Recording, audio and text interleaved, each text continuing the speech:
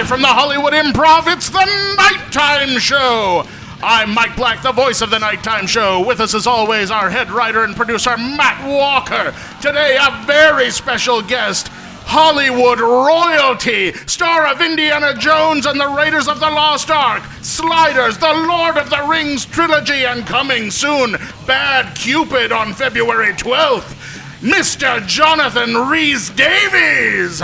And now, your host, one host to rule them all, Stephen Kramer Glickman! Hey, John Rhys-Davies. It is an absolute pleasure, sir. Thank you so much for doing that. Big round of applause for Mr. Mike Black. Well done, sir. Great intro. Amen. I think he needs a nap now. To rule them all. One host to find them. One host to bring them all. And in the darkness, bind them. Oh, my God. Well, there's the commercial for the podcast for the next 100 years.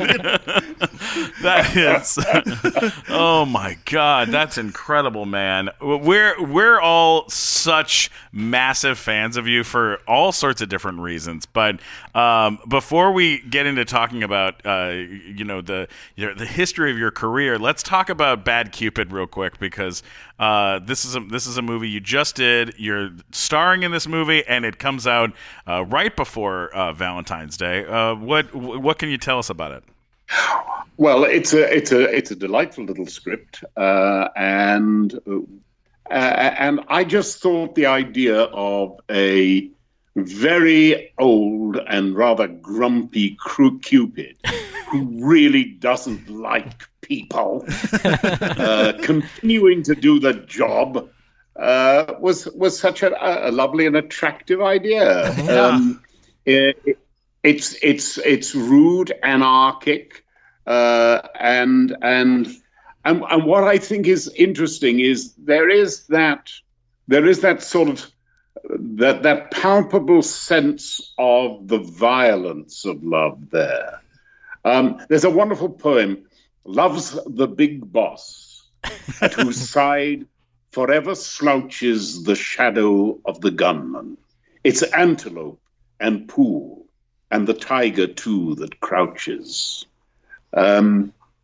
Apropos of absolutely nothing there to the, but there, I love. No, but I've dated that girl. That poem hits home for me.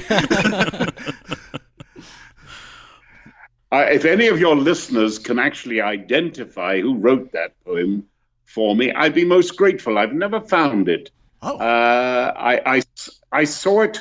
I saw it when I was about 20 in a magazine, just that little clip from it, and it was instantly memorable. And how does that go again? That it was.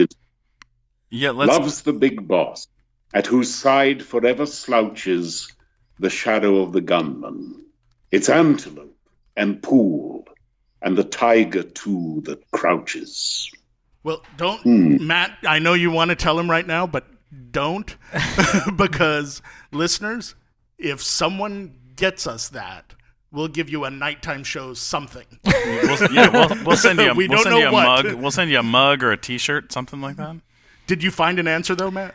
I'm not sure yet. Ooh, so it is a mystery. It's a little ambiguous. Yeah. Matt is the smartest of the three of us, and he usually is able to figure things out pretty quickly. So that is a good stumper, man. That's God, yeah. That's a great poem. It's got beautiful. It's got the feelings of a 1930s poet, doesn't it? You expect this to be Auden or Isherwood or somebody like that. Now I couldn't pull this off, but from now on you can just say you wrote it.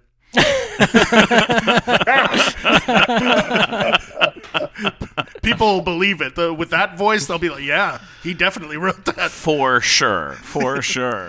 All right, I think I'm going to have an answer, but I have to create an account on an academic research paper website to read the paper where it's cited. So Really? Okay. yeah, because it's apparently cited in a journal article called "Power: Its Ubiquity and Legitimacy" by T.V. Smith from 1951. Oh my God! There was a guy named TV in 1951. In the American Political Science Review. It's referenced in this guy's article, but I gotta create an account to be able to read it, so I'll do that We'll later. figure it out. But I'll find it. I'll let you know. Very impressive. Well, that is very impressive. Yes, I don't think I got it there. I think I think. You're not a big fan of TV's articles? No, not at all. It's just there are so many specialist journals that there was something about I don't know the Journal of Production something or other the other day that an article caught my eye from somewhere. There are specialist journals that we never hear of that sometimes have really fascinating articles. One of the things that's been driving me nuts at the moment is this new science of history called cliodynamics. Clio is the muse of history, as you know. Sure.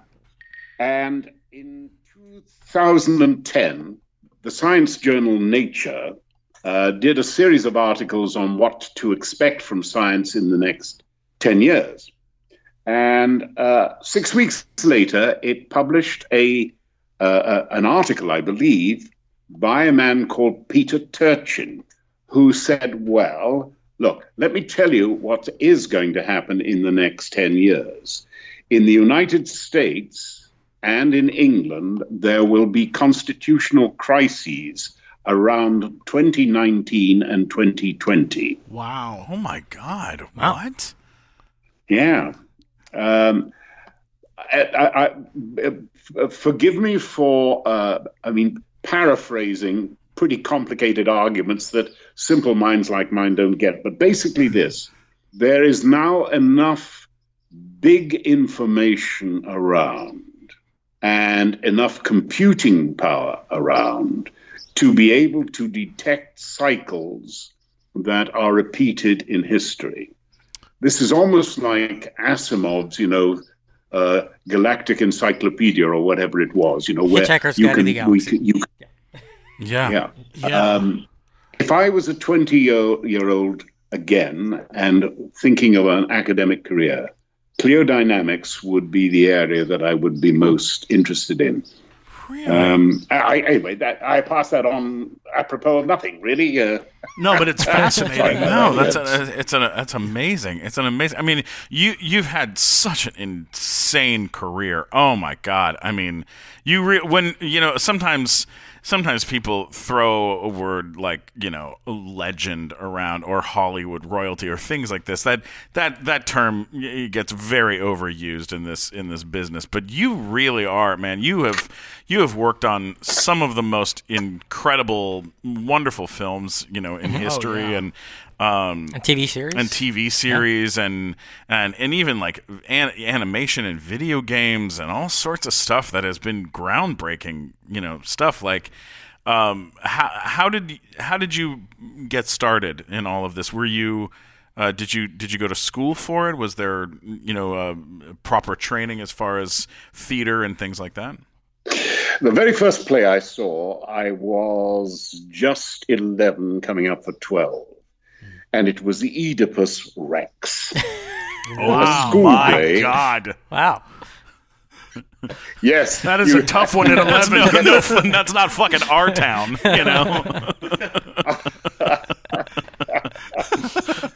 And when Oedipus comes on, having put his eyes out for being so blind in terms of the real world, I knew exactly what I later discovered was, later that day I discovered Aristotle's definition of tragedy.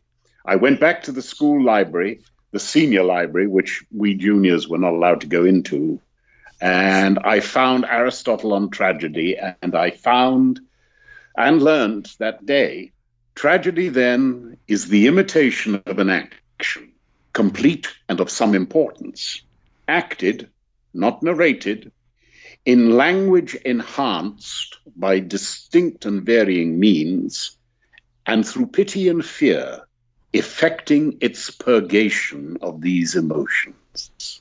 I certainly saw pity and fear, and I don't know about the purgation, but there was such an emotional power and drive and shock to me that it really quite changed my life. And wow. I knew I was going to be a great tragedian. I was going to write the plays that you would now be saying, "Oh my God, he's a legend." So I did a lot of Shakespeare at school, and then I was a founder student at the University of East Anglia, where I created the Drama Society and kept the best parts for myself, of course, for 3 years. And then I taught for a year and went to RADA, left RADA Sunday night, started work in the theatre Monday morning. Did about 13 years of theatre on and off, I suppose. Wow. And including some interesting little bits of television and film. When I think my first film was called The Black Windmill, Michael Caine thing. I don't think I'm even credited it. Yeah, it says maybe they have. It says uncredited on IMDb. So, yeah. So it's in there. You are uncredited as fake military policeman. Well, I get blown up before the main title. Of all the theater that you did during that time, during those years, is there anything that stands out? Any plays or dare I say musicals? Anything that you did during that time period that stands out to you as a favorite? Well, repertory acting is a wonderful thing. It's wonderful to make your mistakes in front of 300 people rather than 30 million or 300 million, Yeah.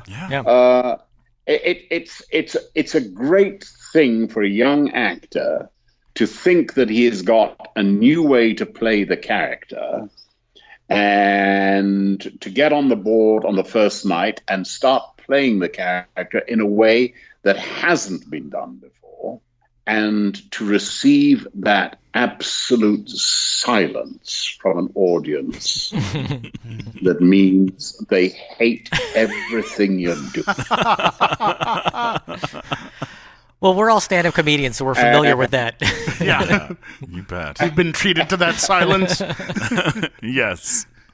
And to actually die on the stage and think, oh God, I've got 3 more weeks of this to do, and I can't. It's obvious they don't like this element of, and to have to try and regraft it, rethink it, and great stuff. Yeah. Oh. Did you not find this, that you learn more from your failures than you do from your successes? 100%. Absolutely. Oh yes. my God. I have learned a lot.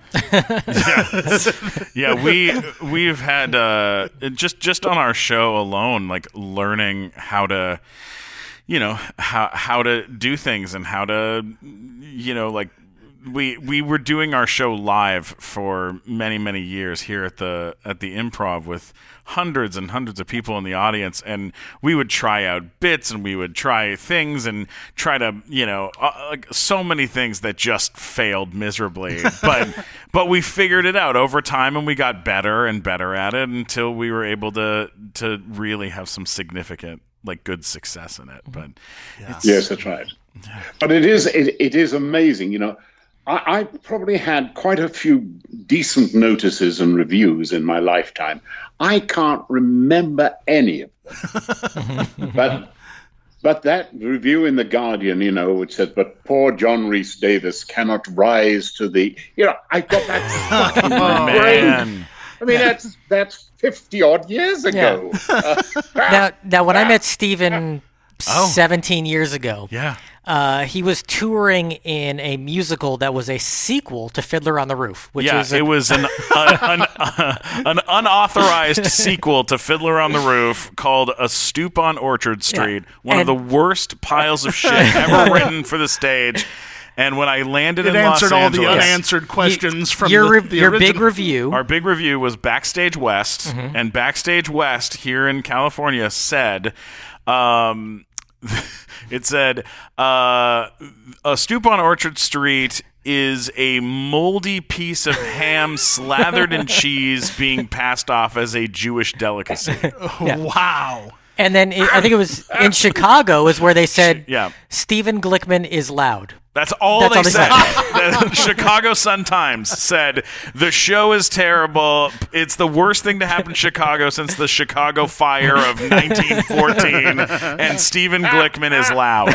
That's all it said.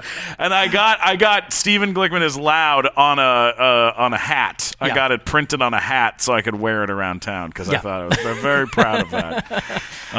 Bad reviews, man. There is something Can I share magical. the worst one I ever got? Yes, It Mike, was of course, in of course. high school, the Denver Post came out to see a play that I was in, and they they said, Mike Black is not funny or good. However, his second chin balloons up like a startled iguana at certain points, and I found that enjoyable. Oh my God! Are you kidding me? This was a 70-year-old man reviewing a high school student, and I was like, son of a bitch. You didn't want to throw yourself off a bridge. That is fucking brutal. My dad was like, are you sure you want to go into entertainment? Yeah. Oh no! I'm going to learn from this. Oh my God! Now, I'll have to say this. Early on, you were in a project that got certainly rave reviews, not bad reviews, and that is you were in Claudius pretty early on in your career. And that's sort of thought of as like a landmark miniseries. I remember I watched it when I was in junior high school. It was being rerun on PBS here, and I watched it mainly because there was nudity is why I was excited about it. But still, it sort of hit home as like a really dramatic telling of the story of Rome and what was going on there. And, Oh my the God! Emperor. And that cast, And the cast, with I mean, you and John Hurt, Derek and Jacobi, Brian Blessed. and- I mean, Yeah. this is a fucking that's gnarly. What was that? And Patrick Stewart, for God's sake. Was that like sort of like a big step in your career when that came about? Well, it wasn't that big a step, it was, when you're young and you're ignorant, you don't realize how important things are that you get to do. We were a bunch of good, youngish actors. I was, 3 years out of drama school or something, 2 years out of, I don't know, something like that. It was a gig and, it's only when you look back at the thing, or you see the final thing. Derek was brilliant in it. Derek Jacobi. Oh yeah. And Blessed, I think it was the finest part that Blessed has ever played, and that's such a tragedy because there's a lot of years between then and now. Blessed is one of the great forces of nature, and I love the man. And there is an intelligence and a courage and a spirit there that is unique amongst actors, I think. The problem is that he is so powerful that very few directors know how to handle it. Yeah. And what he craves, and has never, apart from Herbie Wise in that series, he's never really found a director who could just move the fingers together, just as to say, wonderful now, less. And in Claudius, what he does with those interested, murderous eyes is just extraordinary. Yeah. I'm hoping that there is still time enough and opportunity enough to do a movie or two of my own. And I've written a part for him that I'm hoping that that we'll be able to get the money to do. But there is. It's one of the great sad things about life when you look at real talent, Mm-hmm. Yeah. and you keep looking around saying, look, doesn't anybody know how to get to develop this talent, to use this talent properly? Mm-hmm. Oh, 100%. Yeah, it is incredibly frustrating when you see somebody that is unbelievably funny or unbelievably talented, and the industry just hasn't figured out what to do with them yet. It is. Yeah. That's right. Yeah, and Brian Blessed is, you're right, he is extraordinary. I saw the final episode of Toast in London, and he has one line in the entire thing and just steals the whole show. He has so much presence. Yeah. Oh, that's... Well, he's just, some people are just so imbued with, real vitality. Mm-hmm. Yes. The life force is strong in him. And I love the man. But then, I mean, Pat Stewart, wonderful. Yeah. I mean, that was the first time I killed Pat Stewart. Not many people can say that. No, not many people get to kill him once. Yeah.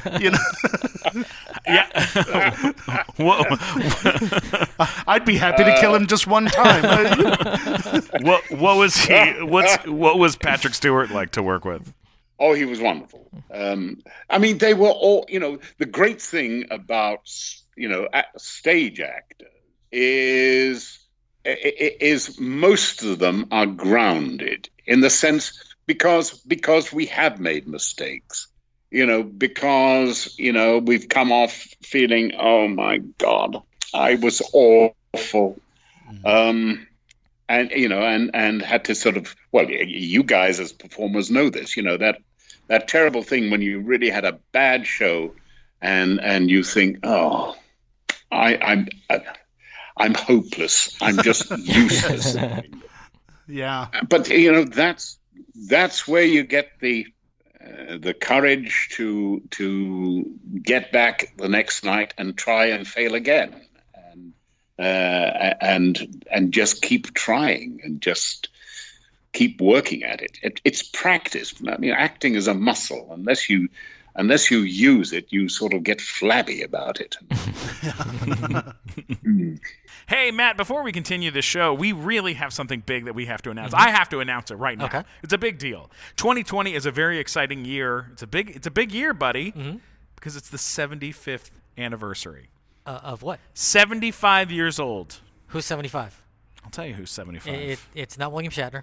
No. It's not George Takei. No. It's not Leonard Nimoy. It's Sennheiser. Sennheiser. Oh. Sennheiser, the microphone and audio company, the company that provides our amazing microphones and our incredible headphones that makes us sound so incredibly Yeah, we amazing. just got a whole new setup. These MD42 microphones, the HD25 headphones. These things are awesome. I love them. And these guys, they're the top. This is top tier microphones, top tier headphones. If you are looking for audio equipment, if you're a singer songwriter, if you're a voiceover actor, if you're trying to get into the podcast game, Sennheiser is the way to go. If you're an audio engineer, don't go anywhere else. Go straight to Sennheiser. If you have someone in your life that loves audio, this is the place to do it. Sennheiser's the way to go. Go to Sennheiser.com. That's Sennheiser.com. And all right, let's get back to the show.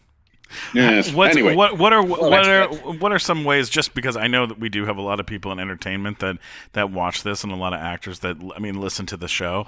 What are some ways to kind of stay fresh as an actor when you're not working, when you're off? Oh gosh, when you're not working. Well, right, but more than that, I mean, look, most actors are not specialists. Most actors are magpies. Be a good magpie. Pick up a different hobby every year. Do things that you haven't done before. If you've got some money, learn to fly. It'll teach you to be a better driver. But find something new. Learn how to do card tricks, perhaps one year. Learn how to play bridge, perhaps. I've got a part that I'm hoping to do later in the year that requires me to play bridge, and I don't think I've ever played bridge, so I've got to go learn that. But then I've also probably got to look at learning how to play the cello as well, which is rather fearful. But I can fake it, can't I? Well, that's like there's a famous thing from the X-Men movies that Ian McKellen and Patrick Stewart are both playing chess, and it occurs through all the films, and neither of them know how to play chess at all, and they had to have someone else come in and do the moves for them. Wow. I'd never heard of stunt chessmen before that. Now, did you have to learn? Well, he was my chess double. Now, did his you? name's Nigel Short or something like that. I heard. Talking Speaking of, chess. oh, you go ahead then. Yes. No, you go. Well, my thing was, I heard that you sent your stuntman to get your Lord of the Rings tattoo. Is that correct? Look, come on. Those drunken little hobbits and that little shit of an elf come back stoned and drunk out of their minds when we're down in Christchurch. And they've come up with this super wheeze. All of us in the fellowship are going to have the elvish word for 9, or is it? Yes, 9. Yes. Tattooed somewhere on our body, and this, of course, includes me. Right. To which I say, are you out of your tiny minds? Do you think that I'm going to allow a Maori with a dirty needle to penetrate this God-given skin of mine? Not a chance. And they insisted, and then they said it has to be 9. It can't be 8. Yeah. It's got to be 9. So I sent my little midget stand-in to have one. So he's got it. That is fantastic. Oh, now, did my God, that's so amazing. did Sylvester McCoy get it? No, Sylvester was in the Hobbit, wasn't he? I don't know. Oh, okay, different one, yeah. Yeah. Wow. Okay. That is extraordinary. That is great. What's extraordinary about it? I mean, it's insanity. I had a More your tattoo. quick thinking is the extraordinary part of, like, stuntman can do it. Yeah, Well, I mean,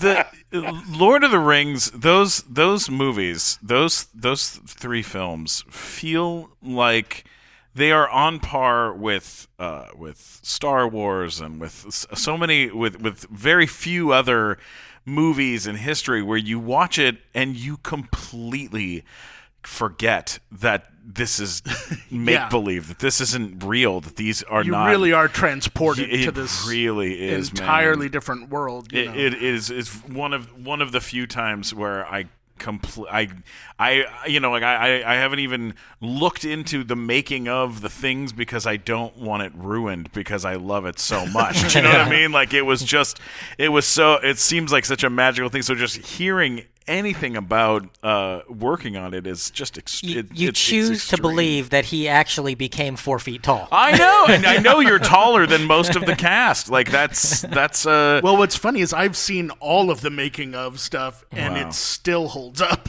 It's like even when you know all the tricks, it's that good. How did you end up getting involved? How did that situation get started? Because it seems obvious now that you are perfect for it. But how did that get started?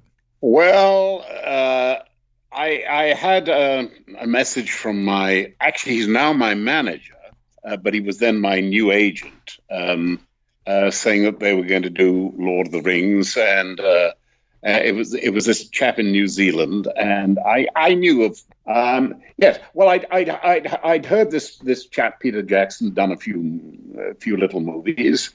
And when I heard that he was going to do Lord of the Rings, I laughed. There's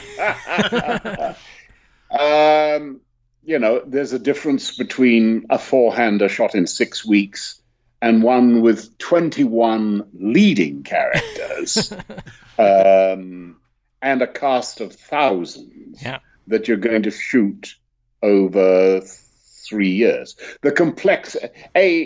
The film is impossible the book is impossible to film.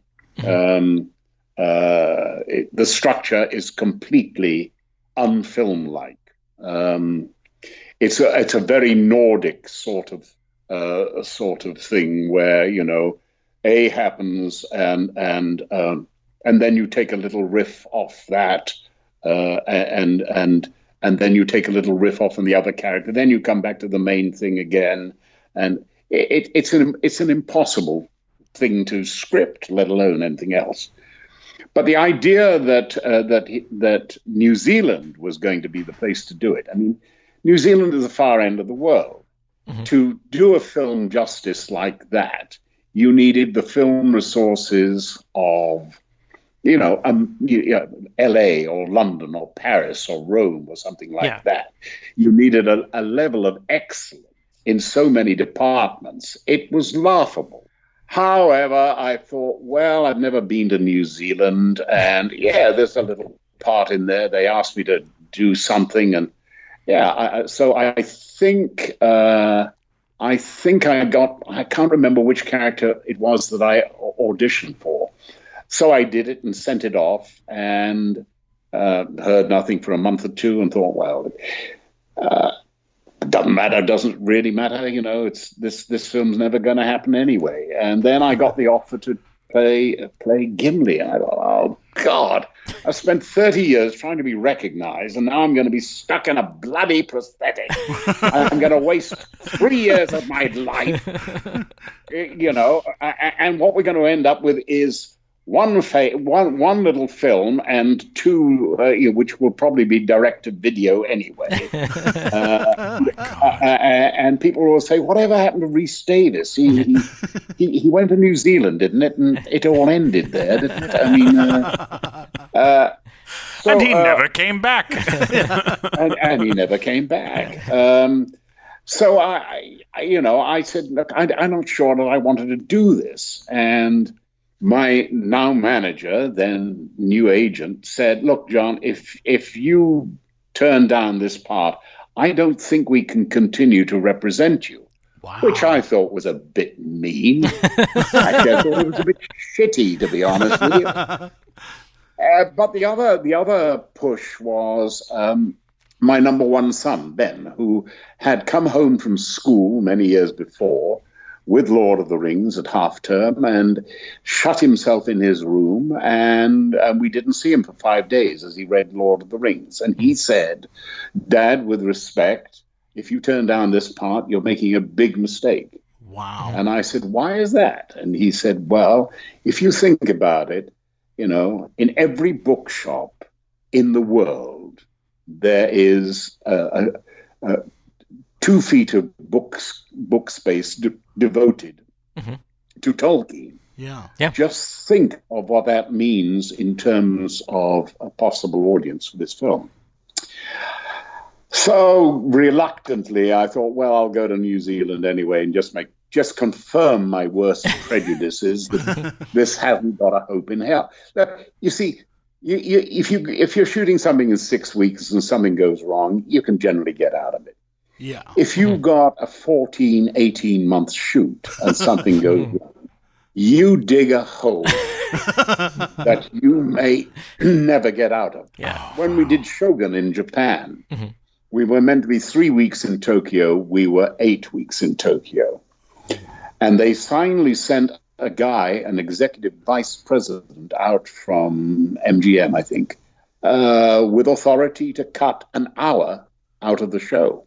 Wow. How we got out of that one is a different story, and it does devolve. Yes, I mustn't talk about it because he's now a very senior film man, but and very good and very wise. Yes. Yeah, you really are. He did an excellent job with Shogun. Is what He you're has trying amazing to say. hair. Very handsome man. Wonderful man. Anyway, but the point being, and I did War and Remembrance, which we shot around the world, which was 18 months of principal photography and things like that. When you're involved in those big projects, the logistics are the thing that matter. And to jump slightly ahead, we did have that crisis when we were shooting Lord of the Rings. We went down to Christchurch to do a sequence which was going to take 3 weeks or a month or something like that. And you have to understand that South Island was very underdeveloped then. It's an agricultural sort of community largely. There was some tourism, but not a great deal. So when you move down to a place like Christchurch with cast and crew of 200 people, with horses and trucks to get there and all that sort of thing, it's a pretty major show. Yeah. Our production office was about 3 kilometers, which is about a mile and something like that. About let's say a mile or two from the center of town. Mm. We were all billeted in the town itself. It was not the tourist season. It was out of season. We were okay. It started raining, and the rain was so severe that it washed out the hillside, took out about 11 houses, and the main road, which connected the production office and Christchurch itself. What am I talking about? Queenstown itself. Mm-hmm. Queenstown is not Christchurch. So now any communication between the two was a single track road of about 19 miles. Wow. Oh, man. The rain continued. It is the only time in my life that I have ever had to enter a hotel by stepladder. Oh, my God. Oh, my God. Because the entire ground floor of the hotel was flooded. Oh, wow. That was the day the call sheet went out. There will be no filming tomorrow because the lake is underwater. And not only the lake, but an area probably about 20 square miles or so around it, probably more than 20 square miles. Mm-hmm. So we did not film that day. And the next day we packed up and moved the entire tribe to another part of New Zealand, and the following day we started shooting a different sequence somewhere else, and then we came back to do what we were going to do some months later. You have no idea what the organizational demands of something like that. When you have a production of that scale, you need the organizational skills of a Rommel. Mm-hmm. Just the ability to move troops from one point of the battlefield to a different part of the battlefield, and without wasting time or anything like that. When that happened, for me, that was the final accolade for this genius of a man. Mm-hmm. Who not only had come up with the audacious idea of shooting Lord of the Rings, which could not be shot, but produced a script which was awfully good, who cast it with perfection. Mm-hmm. Absolutely. Who when I got there, because I got there and thought, well, I'll just I'll just confirm my opinion that this is just more hope than substance. And I spent every morning and every afternoon in a different department, just checking out what they were doing. And I wasn't doing it, in a I've come to see what you're doing. It was genuine curiosity, but also I was marking them. And I found, to my horror, that every single department had a level of excellence that you would only find in some of the great filmmaking capitals of the world. And there was an enthusiasm there that was beyond belief. And so, because I've been prepared to sort of, after a couple of weeks, just go to Peter Jackson and say, look, Peter, I'm sorry, I shouldn't have come. But the truth of the matter is I have a dependent wife, and I can't, well, she was suffering from Alzheimer's, the beginnings of Alzheimer's. So I did have an excuse, which I would have used, but I would only have done it if I would have been convinced that there was no chance. And anyway, I ticked all these damn things off, and I thought, well, let me go and see the way this guy directs, his crew and his actors. And I watched him direct for a day and just answer everybody's question with ease and effortlessness, and conserve their enthusiasm and encourage them. And I was hooked, I did a 180-degree turn. I thought, wow, Jesus, this guy he's created a film industry to serve this film. Yeah. This guy has got the full palette that a director, producer has. I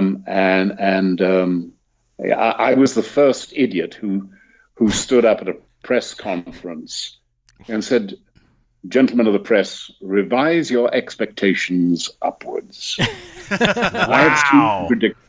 I have three predictions to make. Right at the moment, we were in competition with the new Star Wars, which was being shot in Australia.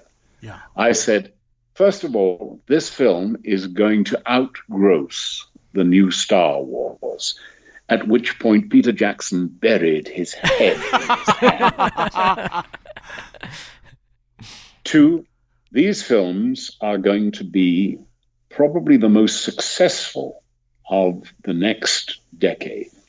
And 3, in 20 years' time, when you look back on the significant films of your viewing life, Lord of the Rings is going to be there.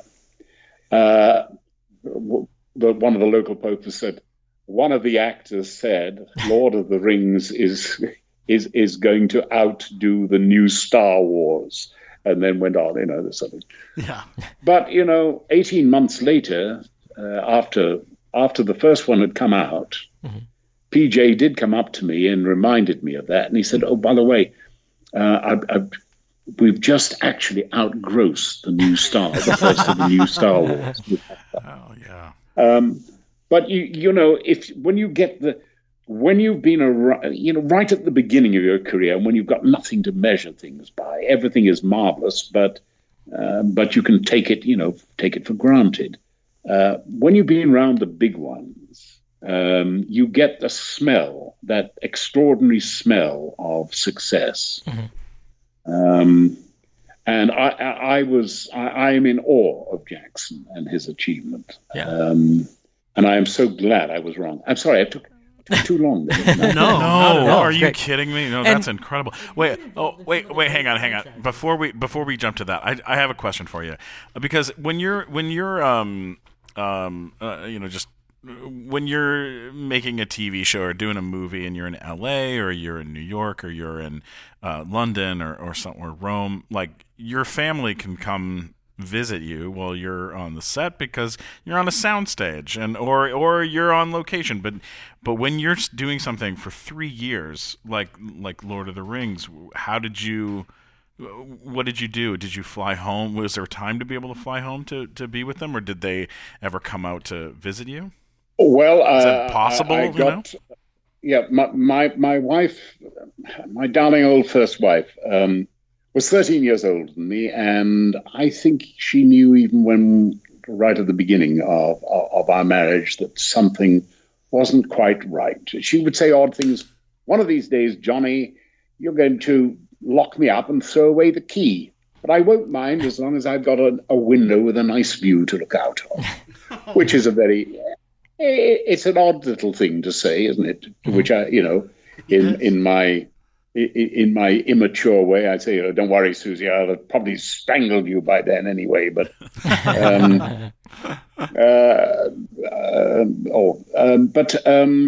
but she was a darling girl and very, very clever woman with complete capacity for self-effacement. But she could disguise the fact that she was that things were popping out of her mind, and she did it for years. We did not know. All we knew is that she was getting scattier and scattier. But by 1996, I'd realized that there was something majorly wrong,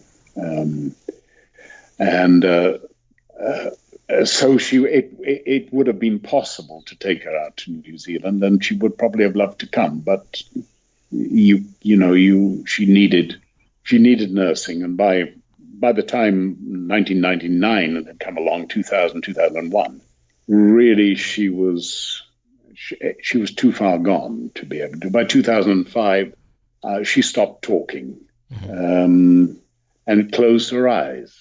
And for the last 5 years, I don't really think that she opened them. Or if she opened them, I'm not sure that she saw anything. I think the last thing that she said to me, and I think I got it wrong. I think I've got it right. I think I heard it right. I think she said to me about 3 years before she died, she said, "Bugger off." And I cheered her on and said, Susie, go on, say that to me again. Say that. But she couldn't say it. She couldn't say it again. So the answer to your question, and I'm sorry for that, is that no, I couldn't have brought her. My two sons did come out and visit, and I did get back once or twice in those 3 years just to make sure that I still had a house and all that. But it is a major problem. Right now, for instance, I have a 14-year-old daughter, and I'm talking to you from my little place in New Zealand. Mm-hmm. By the way, I had a return ticket. So I wanted to get out for Christmas, and I just managed to time it right, and then I had to go into lockdown. But now, of course, I'm caught in New Zealand, can't get out, can't get back anywhere. And more worryingly, I can't seem to get hold of, I cannot see how I'm going to get a vaccination against COVID. No. And there are some projects coming up that everyone's insistent will happen in Europe and in South Africa in early summer. So I can't travel at the moment, and I can't get back to England where I would be able to get a vaccination. So it's all interesting. But well, I think you'll be in the highest tier, though, in any country, wouldn't you? They should have brilliant actors in the highest tier. That's what they should do. They should have great actors. Brilliant actors. Put them in the front of the line. Just right behind first responders. Well, I'll tell you why. Because John Rhys-Davies has been involved in some of the most important franchises in film and TV history because he's involved in James Bond. You're involved in Indiana Jones. And, of course, I'm talking about your involvement when you played Leonardo da Vinci on Star Trek Voyager. And anyone that was on Star Trek should be at the front of the line. Matt Walker. This is why we don't have a Trekkie producing a show like this. This is why Trekkies shouldn't produce shows, because this son of a bitch has never missed. He has seen every episode of every single Star Trek type show, and he knows everything. He's in one of the best two-part episodes in the history of Star Trek. It's great. He's a holodeck character. Aliens steal the holodeck in a strange way, and he winds up on an actual planet where he's running around, and he helps Kate Mulgrew escape the people and get the technology back. And it's an excellent episode, and you do a fantastic job, sir. That's all I want to say. And I am playing Leonardo da Vinci. Yes! And he kept calling her Katrine, which was great. That's right. Wow. His face just lit up when you dipped into that character. My impression of him. Yes. Yes. Hey, Matt, before we continue this show, I got to talk about something that it's crucial to our show. If it wasn't for this company, we wouldn't really have a show. Yeah. Yeah, we're talking about Zoom. Okay, Zoom recorders, the Zoom Corporation, they provide us with one of the damn coolest things on the market. What are we recording our show on? We're recording right now on a Zoom L8. Oh, it's so awesome. It's so cool. It's so beautiful. We can do anything with this thing. Now, Zoom was established in Tokyo. It's based in Tokyo, and they have been equipping creators around the world, innovators in audio equipment. These guys just don't stop. Whether you're a classically trained pianist or a run-and-gun filmmaker, they have the item for you, the recorder for you. It will fit in your bag, and it will fit in your budget. And we've gotten to record our show all over the damn world. Epcot Center, LA Convention Center, Ed Asner's house. Oh, my God. So cool. So check out zoom-na.com. All right, let's get back to the show. I was going to bring up Sliders. Love that show, too. Oh, God, Great you show. were so good on that show. Oh, my God. And you wrote, didn't you? You wrote some of the show in the early days of the show. Is that right? Oh, that's... No, I would like to have written some of the shows. They stole an idea off me in order to kill me off, which I thought was rather sweet. I mismanaged that show. It is a mistake to imagine that in television, your primary purpose is to do the best job that you can. The primary purpose of most people on a television series like that is to make sure that they've got their job for the next season. We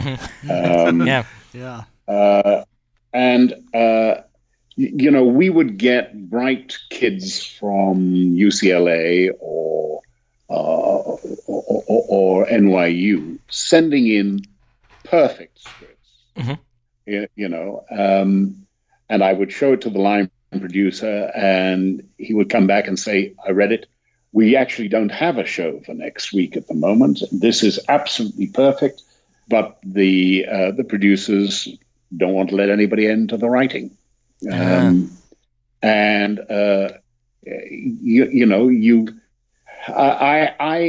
I love writers because I've worked with real writers who have had real ideas and this sort of thing. I found working with people who had no knowledge of science to begin with, and actually hadn't even read any science fiction. Some of them. Oh my God! I found that pretty hard. I remember walking down in Westwood in LA, and a man ran up to me. And he said, hello, he introduced himself. And he said, look, I teach physics at UCLA. And the request I have is that whatever you do, you don't turn Max Arturo into a figure of complete mockery. Because I can start my classes off with a discussion of last week's episodes and what the real science is behind it. And it is so hard to get young people interested in science.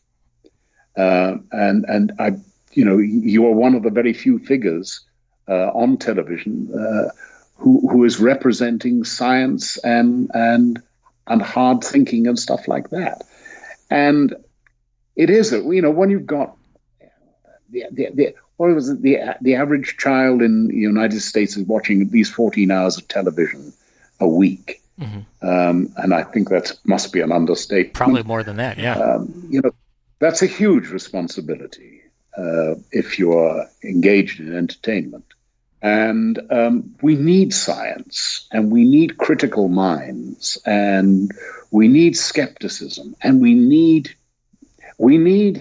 children particularly to understand that of all the things to be passionate about, intellectual passion is as important as anything else. Mm-hmm. The joy in ideas, the joy in the excitement of pushing the boundary of an idea, or principle, or thought, and that. And if you can express that in a show, then you really do something positive other than simply entertain. There's nothing wrong with simple entertainment. I thought that Sliders had the greatest potential of any show that I've watched. You can go anywhere in space, anywhere in time. And when you start seeing what we were doing, we did the Night of the Living Dead. Mm-hmm. We cribbed a bit of Asimov's Robots. We did the Island of Dr. Moreau. Mm. We did Twister. Only our twisters were different. A standard twister is small at the bottom, big at the top. Ours was big at the bottom and small at the top. You would go in and you would see the script and you think, what the hell are they talking about? Yeah. There was one episode with the atomic bomb, which is a terrific episode. I had the greatest difficulty because my physics was 50 years before or something like that, or 45 years before. And slowly I put it together, and I realized that when they were talking about spectacles on surrounding the sort of the great problem with those early atom bombs is you wanted an explosive charge to arrive at the same moment, so the neutrons all arrive, mm-hmm. Are compressed in exactly the same point at the same place, so that you get the enormous pressures. Yeah, you need that to get the cascade reaction. Yeah. But you want them all to arrive at the same time. Now, those closer obviously are traveling a less distance to go. Mm-hmm. So they put spectacles on them, by which they mean they used plates of aluminium and stuff like that, or plates of different metal, in order to slow down the electron movement through it. Mm-hmm. Or the neutron movement through it. But our guys really hadn't understood that, and they were talking about literally putting some glasses. Oh my God! And you'd have to. There was another time where, in fact, there's a neutron star, mm-hmm. right? I went into this thing, and not only is there one neutron star entering the solar system, but there are actually now going to be two neutron stars. I said to the guys, do you understand the physics of what you're proposing? We've checked it out with a guy, a good scientist. Mm-hmm. I said, you did? Yes, and you could have a cluster of neutron stars. Yes, you could have a cluster of neutron stars, I said, but when you're talking about a cluster in space, you're talking about something that's probably hundreds of light years apart. Trillions and trillions of miles apart. Neutron star coming into the solar system. This is. They would immediately collapse into one another. And it rotates. I said, yes, but, they rotate, some of them rotate something like, 7, 8, 14, 70 times a second. Yeah. Putting out this beam of you know, it was a tough one. Can we just blame Jerry O'Connell? Can we just say it's Jerry O'Connell's fault? It's always Jerry's fault. The cast was wonderful. Yeah. And I go on about it because it's a sore point with me. Mm-hmm. We had a show that could still be on the air. It could have been America's Doctor Who. That show. Oh yeah, 100%. It could have been America's Doctor Who. It could have been. It could have been the equivalent of a Star Trek franchise. Mm-hmm. Yeah. The problem was the people in charge had no idea of what they really had, of the potential of what they really had. Yeah. And I'm so opinionated and so unsubtle that instead of winning hearts and minds and bringing them round to my point of view, which I think I probably could do now, but at the time, for God's sake, if you just, why are we doing this? Why are we,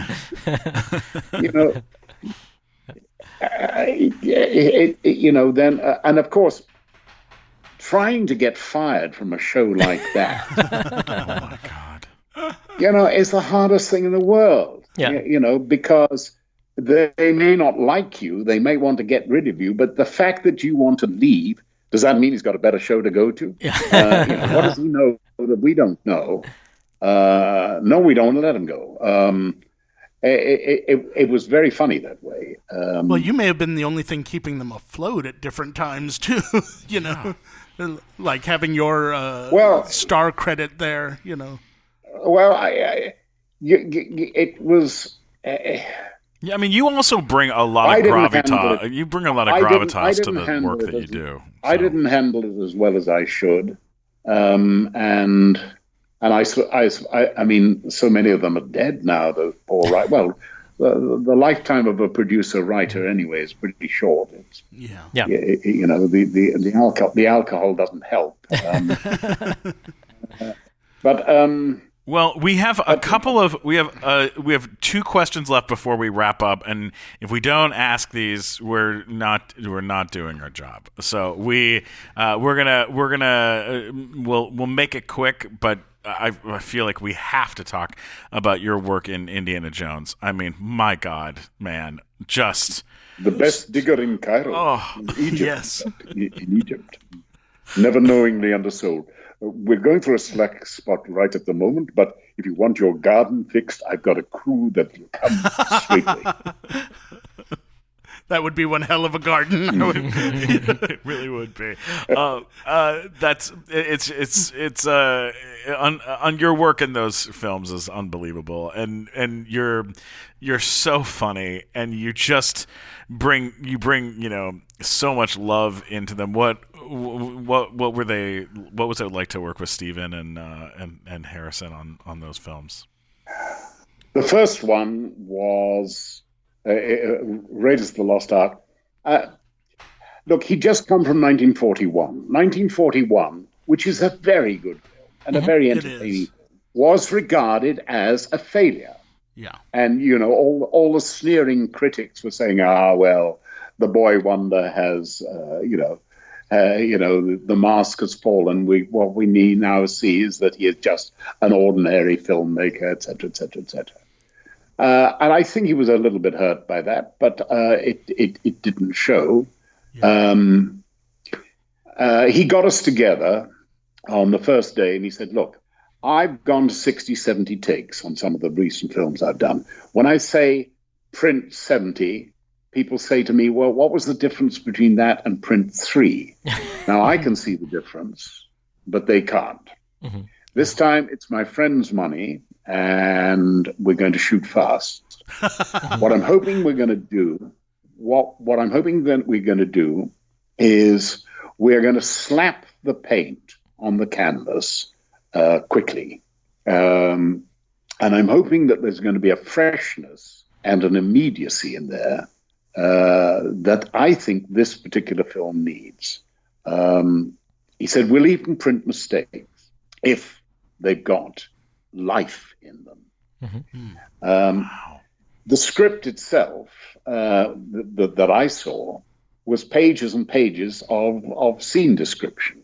I turned up on my very first day on the dockside in La Rochelle, the old submarine base in La Rochelle, to do the last scene that I had in the film. And Stephen was sitting there, cross-legged, with a typewriter and typing. And I said, hello, what are you doing? And he said, writing your scene. I said, my scene just simply says, Indy and Marion say a sorrowful goodbye to Salah. And he said, well, there's words involved. And I looked over his shoulder. I said, he wouldn't say that. He'd be more inclined to say da-da-da-da-da, da-da-da-da-da.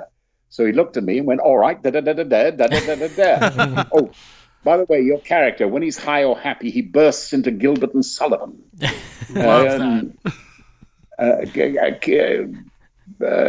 Incorporate that at the end of the scene, will you? And I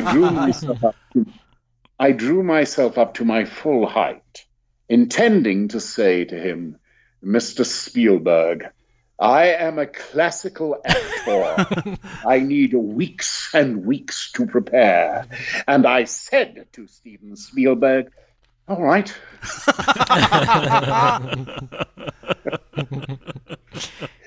And how did that song go again? He is the very model of a modern Major General. British heart is a soaring soul, as free as a mountain bird. His energetic fist should be ready to resist a dictatorial word. Yes, Love it. It's beautiful. Amazing. Hearing me sing, you must find it rather amusing to think that one time in my life, when I was a lot heavier, I was mistaken for Pavarotti.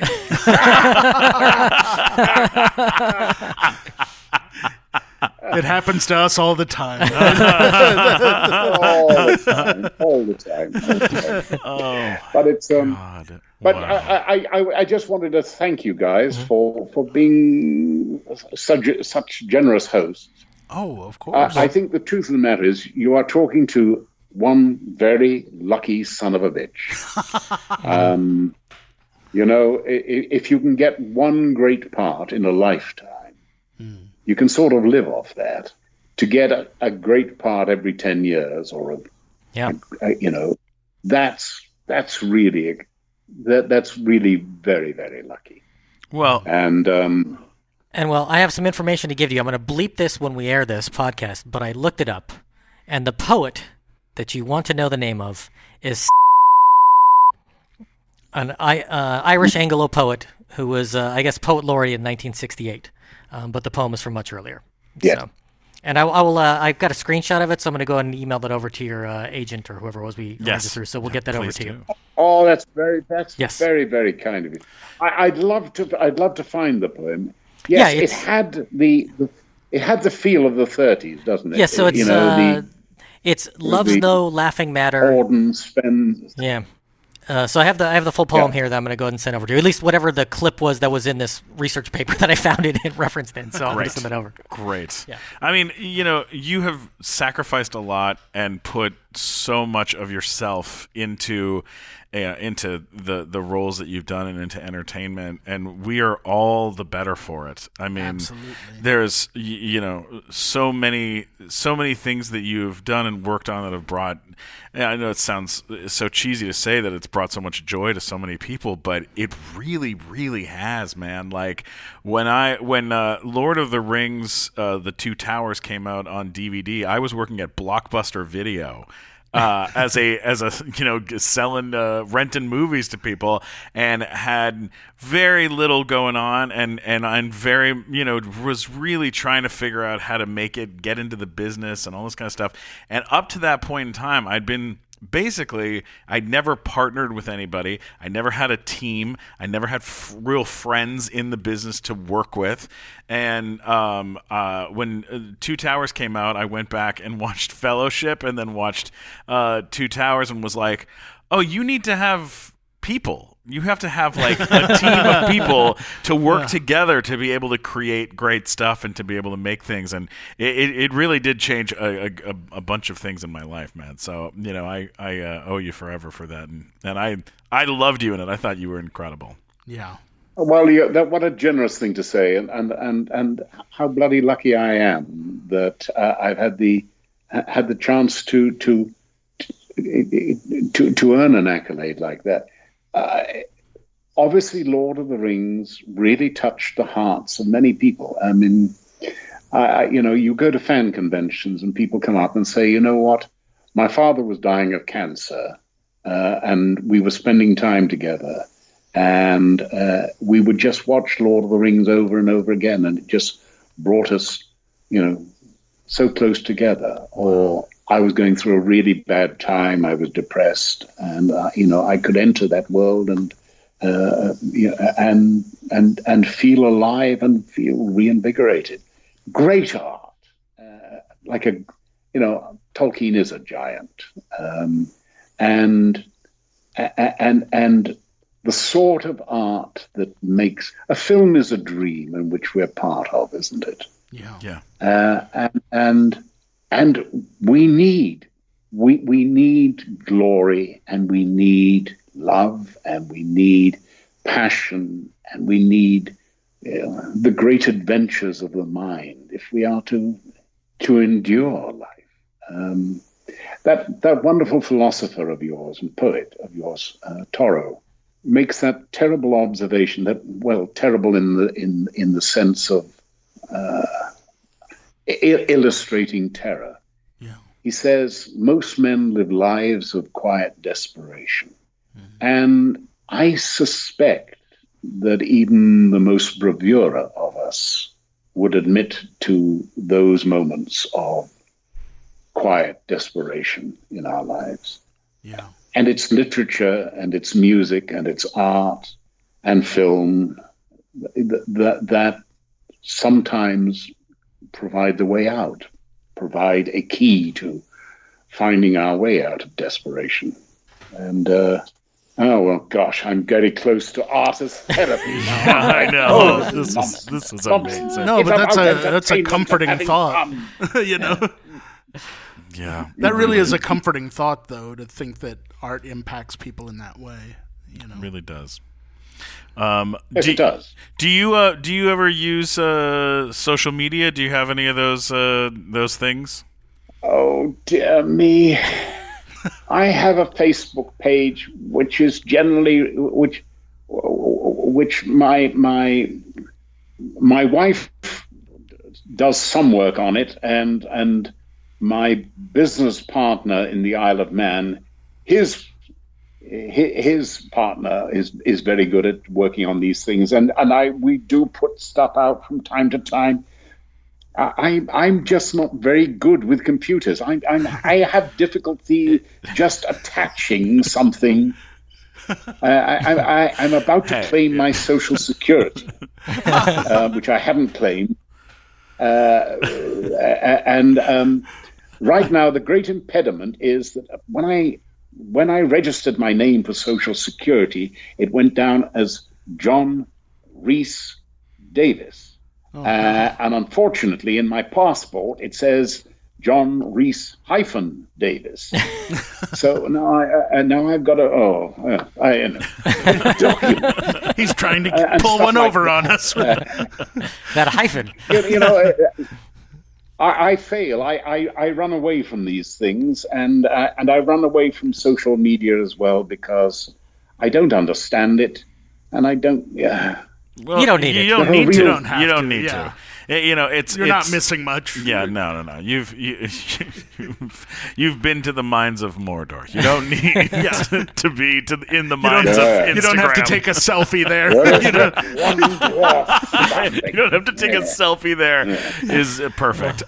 You are an incredible person. I hope that we get to meet you in This was a real face to pleasure. face someday down the road. Looking forward to seeing Bad Cupid. Yeah, Bad Cupid. I can't wait to see you in a diaper with wings. Oh man! Oh god! There's no diaper involved. Even better. I'll take it. By the way, I'll take that to the Isle of Man. I do urge you guys to have a look at Bad Cupid. Bad Cupid. It was originally called Pricked, which I thought was rather good. Oh man! Oh, what a great name that would have been. Come on, that would have been great. But yeah, it's a first time out by a young team, and I think it's a lovely idea. And there's some super stuff in it that's very, very funny. Well, you guys got great distribution. You're with our friends at Entertainment Studios with Byron Allen and those guys, and that's how they connected us to your producers. So it's a big deal for us too to be able to. We'll be watching. Oh yeah, we'll be watching. We can't wait. Yeah, we're gonna watch anything you do. Yeah. Oh, you're very, very kind. Very, very kind. Well, you're allowed to say rude things about me. I'm sure that I'm old enough to be able to take a few mud pies in my face. So. I love it. All right, we'll But of stay. course, if I've got my axe and I'm in your presence, do not expect to be able to get away.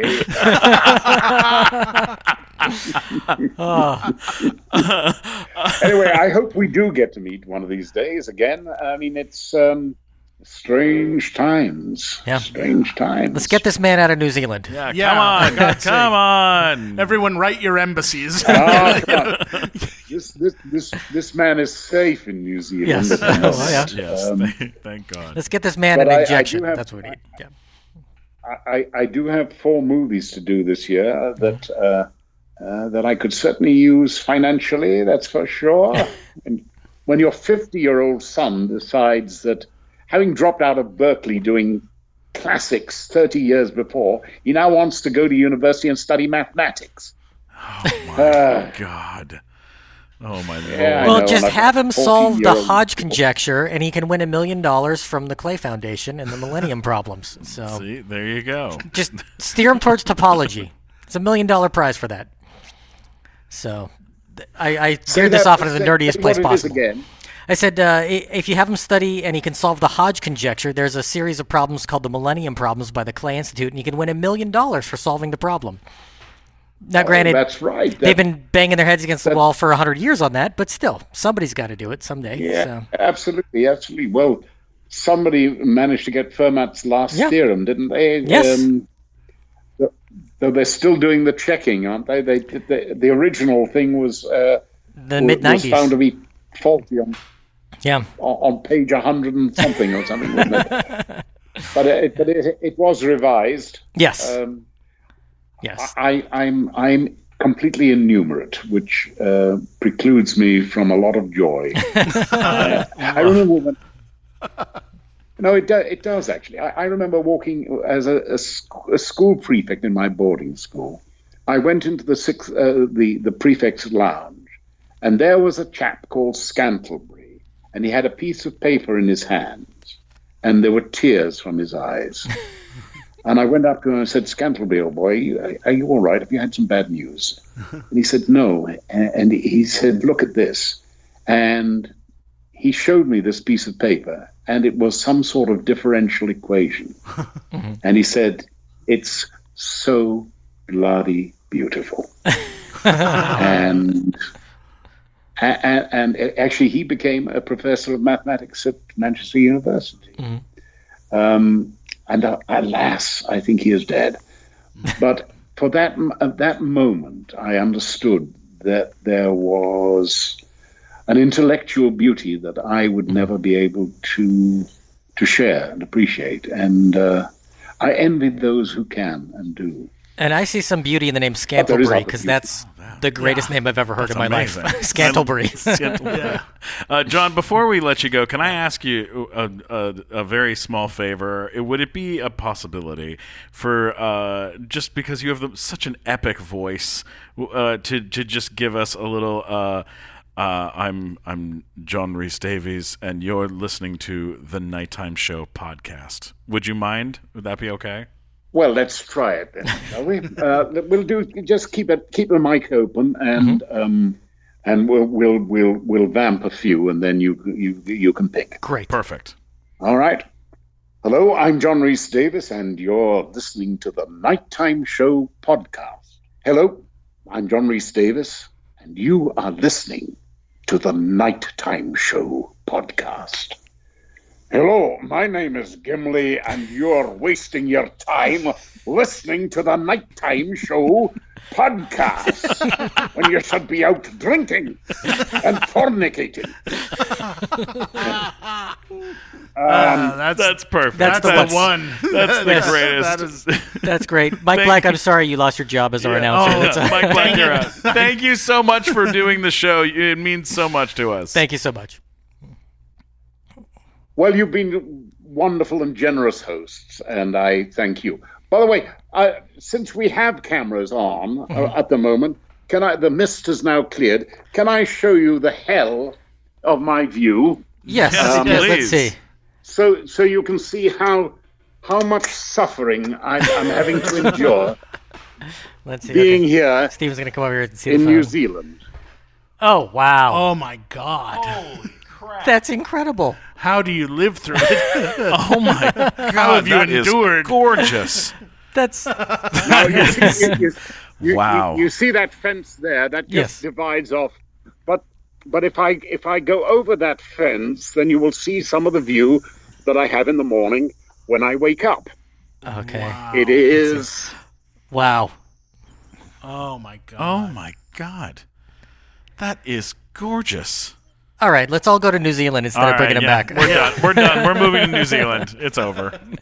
You convinced us. It's not easy being me, lads. A bit of sympathy, you know.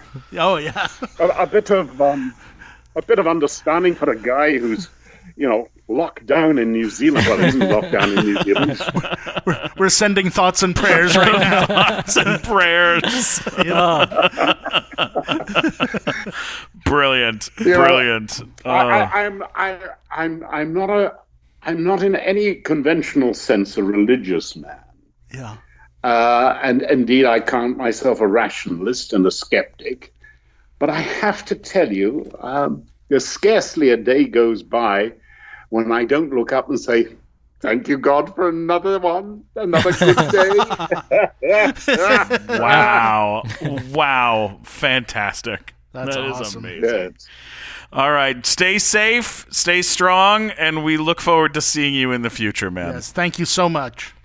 Thank you, John. Take care. All right, Stay safe, all of you. Bye-bye. You too. Bye-bye.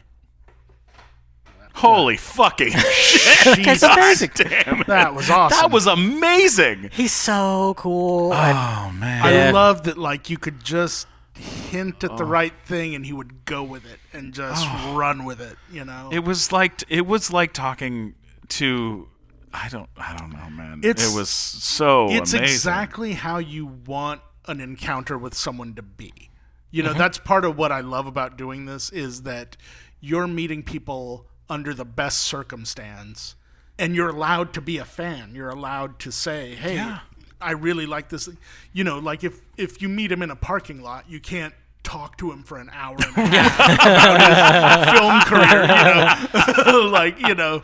But getting to do it like this was great. Such a fucking great opportunity. Just saying, if I meet him in the parking lot, I can be like, so can you tell me when you were Leonardo da Vinci with Kate Mulgrew? He's like, security. There's a chance you're getting maced if you do that. No, Worth you're it. so right, though. I mean, the amount of time that we get to just sit and talk about. I was looking at some of the things that I had in the notes for this, and I was like, Oh my god, we could Can't even get into it. Yeah. It could never stop. We Like, could do We could 12 do a hours with him. We could do Yeah. a John Rhys-Davies podcast. Yeah. For like a year and a half. I was like, easily. I wanted to be like, I was like, we should talk about Victor Victoria. We got to Yeah. talk about 007. we didn't talk about the Untouchables series. Barely the- touched on Indiana Jones. Like, we were just touching on little things, but it was like everything was so good, and he was so cool and so generous about talking about things. Like there was none of that. Like I don't want to talk about that thing or this. Yeah. It was just like right there in it. Yeah, fantastic. This director that got him for Bad Cupid. Bad Cupid. Yeah. This is a first-time director, so I talked to him yesterday, and it's like Bad Santa, basically. It's the same kind of movie, but with John. Cupid. I mean, oh god, Yeah. I mean, some serious stuff, dude. Pretty badass. I think they only shot with him for like 6 days. Which is Awesome. fucking incredible. So yeah, I'm super excited. Can't wait to check that out. I'm dying for any sort of comedy to watch right now. Anything new is so exciting to me, so I can't wait to watch that. It's the best. Yeah. It's the best. All right, Mr. Black, where can people find you? All social media at Mike Black Attack. I also do another podcast called The Power Pals. It's a lot of fun and real dirty and nerdy. Ooh, look at you. What about you, Matt Walker? Tell us about you and tell us your other podcast. There are links to everything at funnymat.com. I do have another podcast with Stephen Glickman called Juror Number 8, which is about my time as a member of a jury for a murder trial of a man who killed and dismembered his mother, allegedly as part of a satanic ritual. Hell yeah. So if you want to hear all about that in gory detail, you can listen to Juror Number 8. Or if you're upset by me saying that I think somebody can actually solve the Hodge conjecture, you can let me know at mattwalkersucks.com. You can always get me at Stephen Glickman, STEPHEN, Glickman on Twitter, Instagram, YouTube, TikTok at Stephen K. Glickman, LinkedIn, all those fun places. Come find me, come say hi. If you want, you can get me also Stephen Kramer Glickman on Spotify, which is very Album cool. coming soon. Album coming soon. Very excited about that. As well, That's crazy. as well as 2 podcasts coming out. One later this month, Never Surrender with Western Sound and Acast is the show where I interview people about the worst thing that's ever happened to them, which is great, and sometimes a little depressing, but also the people we're talking to are pretty great. Paul Feig and stuff like that. And then I believe coming in March is Working with Hot Pie Media out of Texas, which is a show where I interview the owners of companies and their employees, which is pretty substantially bizarre. It's going to be good. But nothing to me is as fun as the nighttime show with my buddies, my 9. My buddy, my buddy, my buddy and me. My buddies on the nighttime show. So Some of us are big enough to make us count as 9. That's what you're trying to say. Yes. I'm trying to lose weight, but it's not working. Don't forget to subscribe, like, and share the show. Big thanks to Entertainment Studios for hooking us up with such an incredible guest. That was fucking incredible. I can't even not use bad language to talk about it because I love it so much. You guys are the best. Thank you. Bye.